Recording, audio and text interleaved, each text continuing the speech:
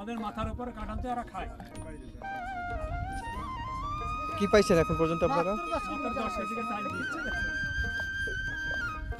এইসব এখন যেরকম পরিস্থিতি কি জানেন, নিম্নে ধরেন তেল, লবণ, আলু এগুলো দেওয়ার দরকার, যারা খাই কি জানে হয়তো খাইয়ে তা তো করো না। কাটানি এই কচ্চির গোডল পাতা চালিয়ে ধরে বাড়তে পড়ে আছে, গরু খাওয়াতে হবে। মুরগি খাওয়া ওই চাল আমরা খেতে পারবো না।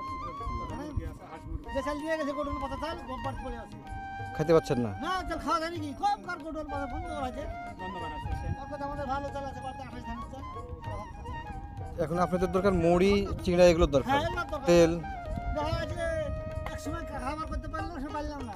দিয়ে গেল দুটি খাওয়া গাজর গাজর লাগিয়ে গেল হাতে রান্না করবে না, হাতের মুড়ি রান্না তো কিছু খাইয়ে এটা সন্ধ্যে সারা দিন কে দিয়ে গেছে 10 কেজি চাল?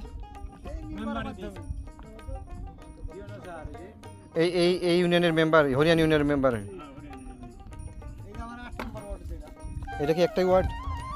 ওয়ার্ড একটা, হ্যাঁ, খিদিরপুর খানপুর আছে, ওয়ার্ড হয়েছে 9, এটা 8। আমরা হরিয়ানা ইউনিয়নের লোক। হ্যাঁ। এই দুনিয়াতে বুঝলেন, গরিবের গাড়ি মারি সবাই খায়। গরিবকে মারা ছাড়া কোনো সালা বড় লোক হতে পারে না, সব জায়গায়। গরিবের কোনো গরিবকে তো আল্লাহ ভালোবাসে না, আপনার কি ভালোবাসবে?